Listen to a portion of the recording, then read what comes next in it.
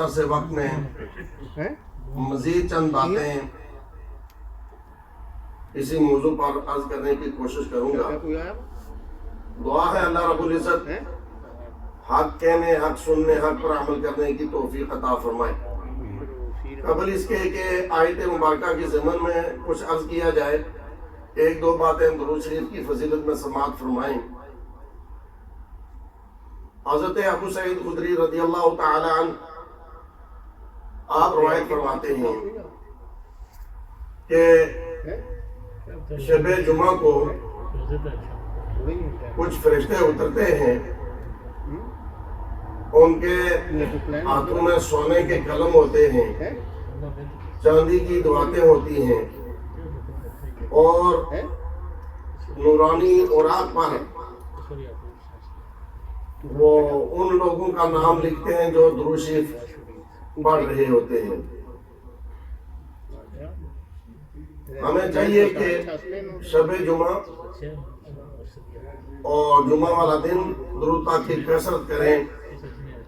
ویسے تو ہمہ وقت پڑھتے رہیں، اڑتے بیٹھتے چلتے پھرتے ہر دن پڑھیں، لیکن جمعرات کی رات اور جمعہ کا دن درود پاک کی کثرت کریں۔ ایک روایت میں ہے کہ جس نے جمعہ والے دن 80 مرتبہ درود شریف پڑھا، اللہ تعالیٰ اس کے 80 سال کے گناہ معاف فرما دیتا ہے۔ سبحان اللہ، کتنی بڑی سعادت کی بات ہے۔ تو شب جمعہ کو اور جمعہ کے دن کو درود پاک کی کثرت کریں۔ اللہ تعالیٰ مجھے اور آپ کو عمل کی توفیق عطا فرمائے۔ حضرات سے وقار، درود شریف کے ان گنت فائدے لا تعداد برکتیں ہیں۔ شرط یہ ہے کہ ہم حضور قلب سے، صدق دل سے، یکسوئی کے ساتھ اور خشوع اور خضوع کے ساتھ ان کی جانب متوجہ ہو کر درود شریف پڑھیں، پاکیزہ دل ہو کر، پاکیزہ زبان ہو کر، پاکیزہ لباس ہو کر، باوضو ہو کر، تو یہ درود شریف کی برکتیں، رحمتیں، سعادتیں ہمیں یقیناً حاصل ہوں گی۔ اللہ تعالیٰ عمل کی توفیق عطا فرمائے۔ میں نے آپ کے سامنے چند حکمتیں بیان کی تھیں کہ اللہ رب العزت نے یہ جو فرمایا سبحان الذی اسریٰ بعبدہ، بعبدہ کی حکمتیں کیا ہیں۔ سرکار دو عالم صلی اللہ تعالیٰ علیہ وسلم اللہ تعالیٰ کی بارگاہ میں اپنی شان عبدیت لے کر، اپنی شان عاجزی لے کر حاضر ہوئے تھے، اپنی کامل اور اکمل عبدیت لے کر حاضر ہوئے تھے۔ اس لیے اللہ تعالیٰ نے فرمایا سبحان الذی اسریٰ بعبدہ۔ کچھ حکمتیں تو پہلے بیان کی تھیں، اور علماء اکرام بیان فرماتے ہیں کہ جب اللہ تعالیٰ کی بارگاہ میں گئے تو فرمایا عبدہ، اور جب ہمارے پاس تشریف لائے تو قرآن کریم میں اللہ تعالیٰ ارشاد فرماتا ہے قد جاءکم رسولنا، بے شک تمہارے پاس ہمارے رسول تشریف لائے۔ اللہ تعالیٰ کی بارگاہ میں یہ فرمایا عبدہ، میری بارگاہ میں آنے والا میرا یہ بندہ ہے، لیکن جب ہمارے پاس تشریف لائے تو فرمایا قد جاءکم رسولنا، تمہارے پاس ہمارے رسول تشریف لائے۔ اللہ تعالیٰ فرماتا ہے جانتے ہو یہ کون ہے جو تمہارے پاس تشریف لائے؟ رسولنا، ہمارے رسول ہیں۔ ایک آیت میں ارشاد فرمایا قد جاءکم برہان من ربکم، کہ بے شک آ گیا تمہارے پاس تمہارے رب کی طرف سے برہان، روشن دلیل، سراپا معجزہ۔ تو اللہ تعالیٰ فرماتا ہے جانتے ہو یہ جو تمہارے پاس تشریف لائے کون ہیں؟ ہماری روشن دلیل ہیں، سراپا معجزہ ہیں۔ ایک اور آیت مبارکہ میں فرمایا قد جاءکم من اللہ نور، بے شک آ گیا تمہارے پاس تمہارے رب کی طرف سے نور، یعنی محمد مصطفیٰ صلی اللہ تعالیٰ علیہ وسلم۔ اللہ تعالیٰ فرماتا ہے جانتے ہو یہ جو تمہارے پاس تشریف لائے کون ہیں؟ نور ہیں۔ ایک اور مقام پر ارشاد فرمایا شاہدا و مبشرا و نذیرا وداعيا إلى الله بإذنه وسراجا منيرا. ذرا غور فرماؤ.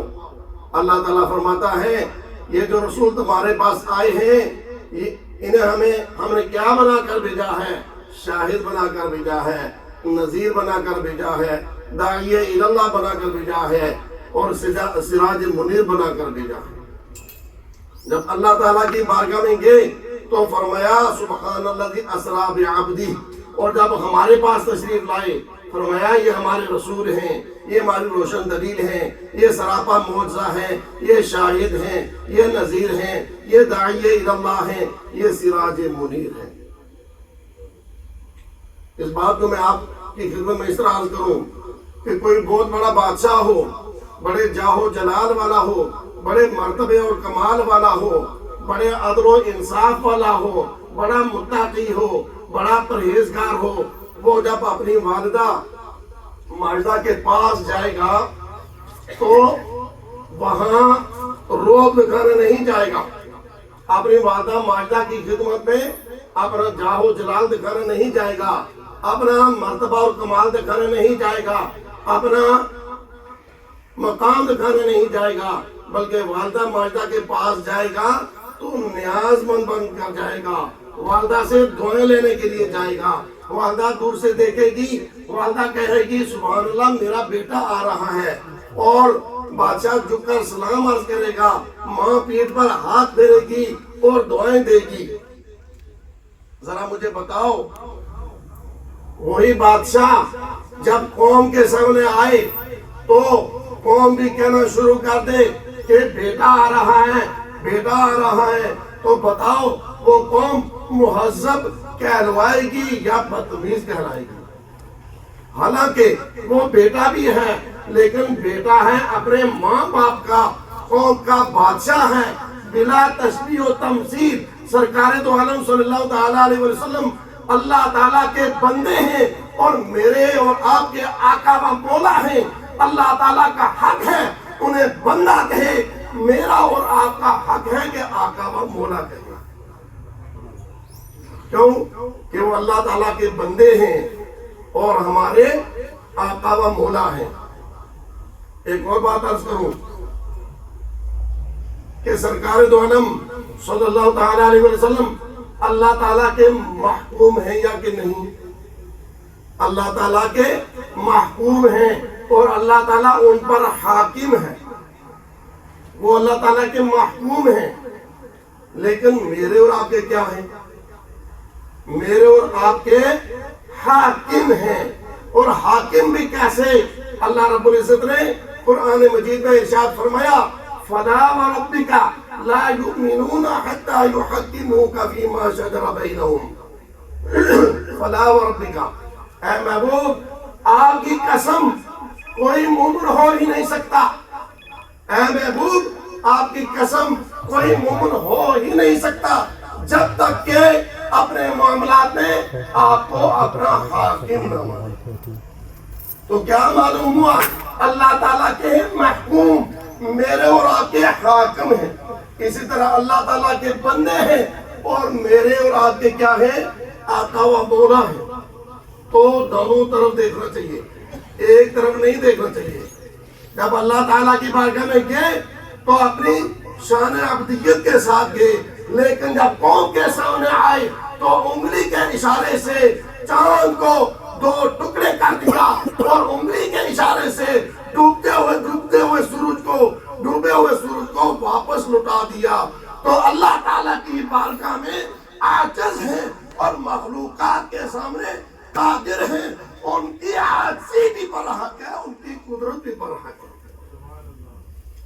تو چونکہ وہ اللہ تعالیٰ کی بارگاہ میں حاضر ہوئے تھے اس لیے فرمایا سبحان الذی اسری بعبدہ، میری بارگاہ میں آنے والا میرا یہ بندہ ہے. میری بارگاہ میں آنے والا میرا یہ بندہ ہے. اور یہ جو لفظ ہے سبحان الذی اسری بعبدہ دیکھ کر لوگوں نے کہنا شروع کر دیا وہ بھی اللہ تعالیٰ کے بندے ہیں اور ہم بھی اللہ تعالیٰ کے بندے ہیں. وہ ہمارے جیسے ہیں اور ہم ان جیسے ہیں. لوگوں نے برابری کے دعوے کرنے شروع کر دیے. حضرات اسی وقار اس بات کو دل کے کانوں سے سنیں گے اور یاد رکھیں گے تو فائدہ ہوگا. عقیدہ صحیح ہے تو عمل بھی صحیح ہے. عقیدہ صحیح نہیں تو عمل بھی صحیح نہیں. عمل کے لیے صحیح عقیدے کا ہونا ضروری ہے. عمل کے لیے صحیح عقیدے کا ہونا ضروری ہے. تو اللہ رب العزت ہمیں صحیح سچا سچا عقیدہ عطا فرمائے.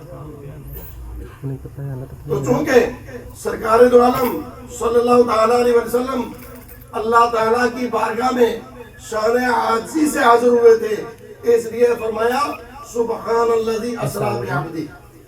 تو لوگوں نے بعبدہ ہی دیکھ کر